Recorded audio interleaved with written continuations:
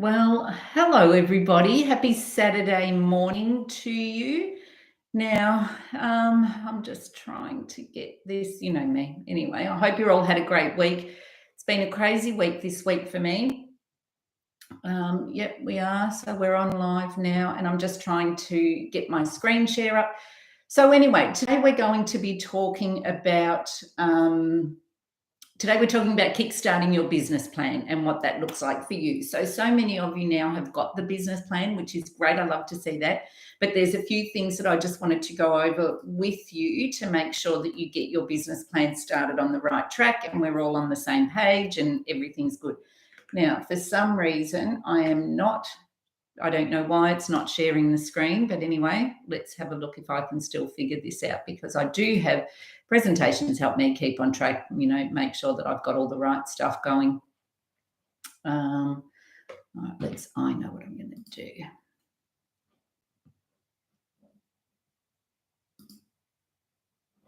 No, okay. Anyway, that's okay. I can just do it without I'll have the presentation up here and then I'll figure it out and upload it later. All right. So as you all know, I am a governance and leadership advisor, and I've been doing this for over 16 years. I've been in the sector for 30 odd, let's say 35 kind of years. Focused on governance and leadership for the past 16 years, and I've focused on family daycare for the past, since 2014. That's what I do. I come from Melbourne. I've worked predominantly in long day care, but as I said, I've worked over all service types. I consult with Ella. I hold early childhood qualifications, human services qualifications, and am partway through the MBA. So I'm bringing all of my knowledge in governance and leadership to family daycare educators for a number of reasons. JPS Family Daycare Advisors predominantly works with, so they're my clients, are the approved providers and nominated supervisors. So they're the ones that I work with sort of like through the week. So the advice that I give at that level is what I'm bringing to you guys, so that, as approved providers, change or improve programs based on services based on legislation changes or expectations or those sorts of things, then this will come down to you. So that's why I give you all this free information. Okay. So today we are going to cover: why do family daycare educators need a business plan? What is the purpose of a business plan? And how to use your business plan. Now, that's Linda. Linda knows that I'm on live, so I'm wondering why she's calling me. I might just ignore her and see what happens later. Okay, anyway, and how to use your business plan is what we're going to go through today. Okay, now what you must know is there are two regulatory authorities that will monitor everything that you do. So we're just going to talk about the framework just for a second. So you've got your state regulatory authority, and they predominantly look after the legislation is designed to protect children. And then you've also got the federal regulatory authority, and the purpose of that legislation is to protect taxpayers' money. So you've got two pieces of quite, extensive legislation that you are responsible for. There are different service types that sit under those legislations. So you've got long day care services, family day care services, family day care services, out of school hours, and kindergarten programs. Now, family day care is the only service type where the educator is contracted or registered with the approved provider. So in the other circumstances with long day care, OSH, kindergarten, they are employed by the service. So you are self-employed. As a contractor contracting to a service provider, you are self-employed. You are registered to provide an education and care service for that provider. You manage and attract, in most cases, your own clients. Now, technically, the service really should be helping you out with that, but in many cases, I know that that's not to be true. So you are dealing with attracting and dealing with your own clients. And in many cases, which is also depending on the level of this and the practice, and I never say yes, it's right, yes, it's wrong, unless I know for sure, you do chase up fees and you lose out on money and all that sort of stuff. So again, there's some legislative considerations around whatever your practice is.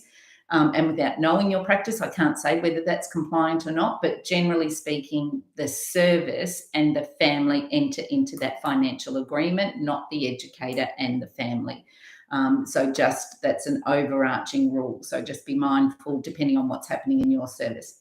And of course, you've got a range of regulatory obligations, like you've got the National Quality Framework, which is the Education and Care Services Law, the Education and Care Services Regulations, the national standards, and also the Approved Learning Framework. So you've got quite a big framework to be working in your self-employed business. Okay. So business planning, and I've spoken to you a number of times about the values around setting your rates and looking for hidden costs and those sorts of things. But there also are other benefits to having a business plan. And so we've talked a lot about the money and the rates. So I am going to talk to you a little bit today about identifying risks and why a business plan will help you with that. So I engage in many conversations with educators, and one particular conversation I was in the other day was, how much does it cost to start a family daycare service from home as a family daycare educator? And there was a number of feedback, well-meaning feedback to the person who posed the question. Now, this is in the group. So to the person who posed the question, and most of it was right. So I know that everybody's got a good handle from a business perspective. But the advice that many were giving was actually sort of not right, in the sense that, how much does it cost to start a family daycare from home? I can't answer that. Nobody can answer that. It could be upwards of $1,000 to $15,000. I know educators that have had to have their fencing replaced because their fencing wasn't adequate and wouldn't have been approved. So there's a big expense there. I've known educators that have decide, I've got a garage, I've got to fix that garage. So how much is it to line the garage, heat the garage, make sure the garage meets all of the regulations? Do you have to add running water? And then it just comes down to your resources. Do you need blocks? Do you need pushers? Do you need car seats? What is it that you need? So sometimes a family daycare educator may have had their own family's grown up. So they've already got a number of resources that they can use. So therefore there's a cost saving there. But do they need to add a change bench? Do they need to add cars? Do they need to add whatever, books? What is it that they need to add? So starting out is a really big question. How much does this cost? So the business planning will help you think that through. It will also help you think your rates, which again, we're not going to talk too much about today, because the rates, we cover a lot of costings in other videos. So I can have a look around for those. What resources and equipment do you need? Now, we know that there's a lot of people moving into the family daycare space that have got early childhood qualifications, so they have a different probably standard or understanding of what quality resources are. So therefore, they may have a bigger investment because that is what quality looks like. And I agree with that. Running services, stay away from the cheap sort of stuff that you go through really quickly. Of course, recyclable materials and all that sort of stuff, art and crafts. But when it comes to resources, you're better off buying a good set of table and chairs than you are buying a cheapo set of table and chairs that you've only got to replace next year. So things like that I tend to advise. Your marketing and advertising, what does that look like for you? Now, don't worry too much about advertising, because we can work on some internal marketing strategies for you before we even worry about putting any money towards advertising. What are your operational costs? Lights, electricity. And again, you can't compare one to another. You can get a ballpark figure, but by understanding your operational costs, you've got to go back over 12 months worth of expenses and work it out from there. If you are starting out, look at your last 12 months or 2 years even, and figure out, well, what kind of money do I need to have just to keep the house running, kind of thing. And also your business planning will help you identify your competitors. Now, the thing with family daycare is sometimes our competitors are actually invisible. So it's about helping you figure out who your competitors are, where to find them, those sorts of things. Business planning will also help you stop and think about your strengths and what is it that you do that is so great? What is your strength that you know that you can make this work? A SWOT analysis will also help you identify any weaknesses. Now, because I do work at that application level all day, every day kind of thing, one of the things that I say to people wanting to apply to become an approved provider is, by identifying your weaknesses, it doesn't mean that you can't be an approved provider. It may mean that you identify that you need to either fix something with additional training or do something that will get you to where you want to be. So sometimes it's about identifying that. Opportunities. I know that there is a massive opportunity in the family daycare sector right now for educators. We know that centre-based services are stretched to capacity in many areas. We know that there is a staff shortage. We know that just after the pandemic, people are looking at ways to change their life. We know that there is a great opportunity here in family daycare, and it is the optimal model. But also looking at your threats. So, and your SWOT analysis will help you look at threats. And I do see many family daycare educators that are at risk for a number of reasons. And sometimes I see family daycare educators that are being taken advantage of. So that will also help you identify that if you are in a position like that. We do also talk about budget and what the budget is. And again, I'm not going to focus on that too much, but about how much income do you need to make sure that if a family were to leave, or if you were starting out, or if you did want to update your program, how much money do you need to achieve your goals, and where you're sitting with those, identifying all of your expenses. And I often talk about hidden costs and what that looks like. You might have an emergency nappy supply that you only update every 2 months, but it's still an expense. Capital growth, if you want that climbing frame, if you want additional books. I always say books should go on your consumables list anyway, so you've always got some kind of money to update books, and what kind of profit margin you're looking for. So what do you kind of want left at the end? At the end of 12 months, do you want to go on a holiday, or do you want to, what is it that you want? So what is that profit and how you can achieve that? And if you can hear, that's my dog barking. Okay, so marketing and advertising. Often with education and care services, we have a real strong opportunity to build relationships with families. And often those relationships can last when children are considerably young to when they're considerably grown. So we know that there are those kind of benefits in family daycare. So often with family daycare, you don't always need to advertise. Maybe when you're starting up, you need to put some kind of advertisement plan together.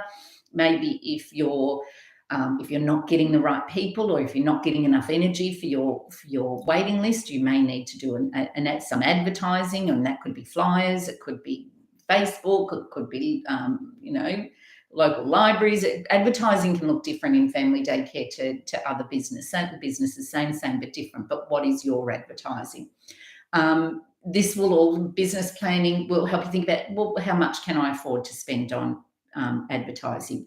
But one of the things that we can do fantastic when we work with families is internal marketing. So there are some strategies that you can help parents understand really why it is what you do, so that they go to work and they tell their friends and their colleagues and their networks, and you can build like a waiting list and knowledge base, through that strategy.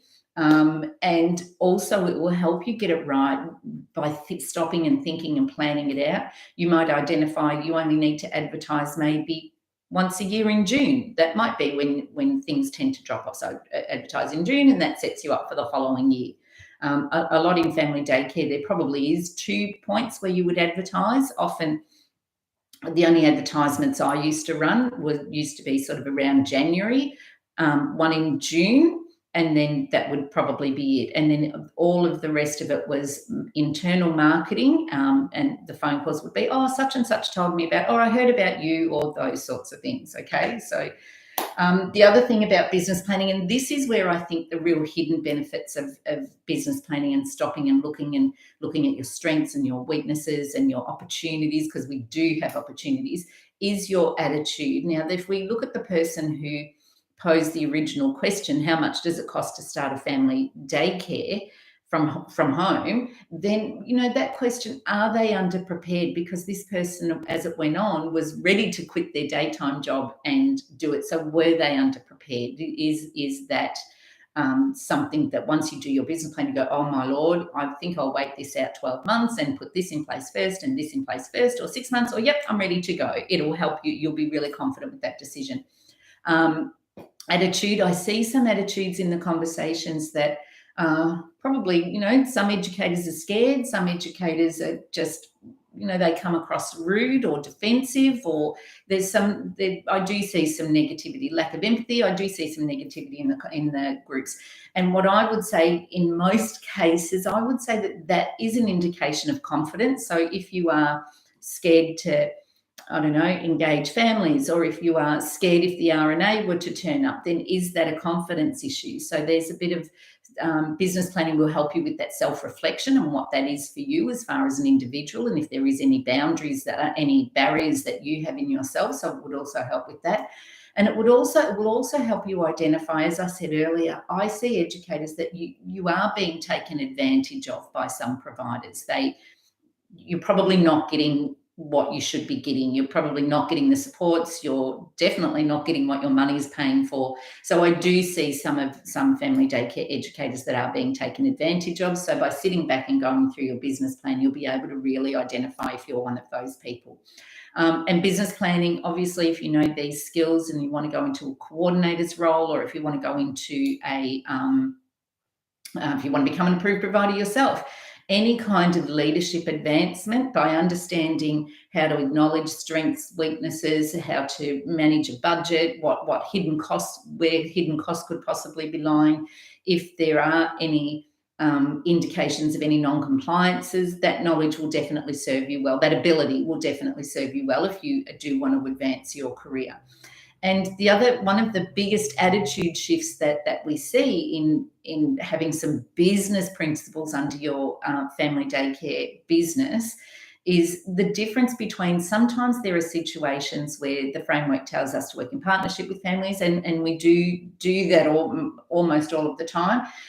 We meet the National Quality Framework, but sometimes when a family either raises questions, or it may be a complaint, or they may challenge you on something, we often see educators get really defensive around that, and probably feel disheartened around that, or feel embarrassed around that. So we have a lot of negative feelings around families raising questions or pushing boundaries or challenging. So sometimes by having those customer service principles in your mind, what can happen is that if you look at a situation through the family's perspective, but then sometimes you may need to also add the perspective of, what does that customer deserve? What is the customer principle that applies to this situation? So it really does help with relationships and building relationships, and definitely building partnerships. So that thinking will definitely help that. Now, if you should need to get in touch with me at any point, I've put a link here for the business plan if you haven't got it already, the template to get you started. So pop it in there. But if you should decide you need to reach out to me at any time, you're probably better off just going through the contact page on the JPS website. You can pop your question in. You can grab yourself a free consult if you need. And it might be tomorrow, or it could be next year, or whenever that is. So just remember, if you do want to start looking to get in touch, just make sure you go to the homepage, and I will pop the link here. Enjoy the rest of your weekend, everybody, and thank you for letting me intrude your Saturday mornings. We've got no questions today, which is fine. I would love for you to join me here next Saturday, and I know that I sort of develop these on the run kind of thing. Next week, we're going to talk about romantic relationships in family daycare, and what the impact of that can be from both service providers' perspective and family daycare educators' perspectives. Okay, so I will see you here next Saturday at 11 o'clock. Don't forget to turn on your notifications so you know what's happening. And every Saturday, there's some free training for educators. So I'll talk to you real soon. Take it easy and enjoy the rest of your weekend. It's very wet here in Melbourne, so enjoy. See ya. Bye.